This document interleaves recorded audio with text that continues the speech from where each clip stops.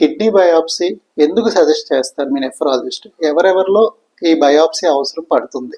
Kidney biopsy అంటే ఏమిటి? ఇది ఒక డయాగ్నోస్టిక్ ప్రొసీజర్, అంటే ఇది ఒక టెస్ట్.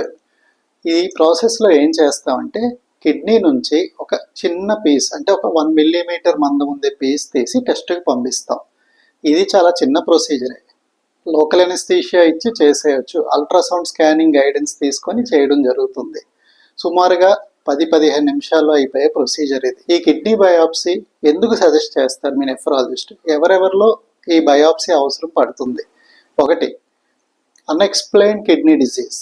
కొన్ని రకాల కిడ్నీ ప్రాబ్లమ్స్ వస్తాయి, క్రియాటిన్ ఎక్కువ ఉంటుంది, ఆబ్వియస్ రీజన్ ఏం కనిపించకపోతే దాని కారణం కనుక్కోవడానికి చేస్తారు.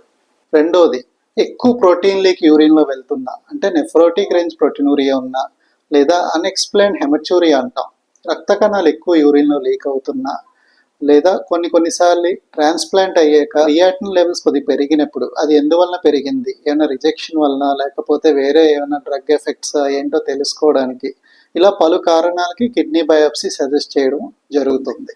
దీంట్లో రిస్క్లు ఏం లేవా డాక్టర్ గారు అని మీరు అడిగితే, యూజువల్గా 99% సేఫ్. ఇది ఒక 1-2% కొద్ది బ్లీడింగ్ రిస్క్ ఉండొచ్చు.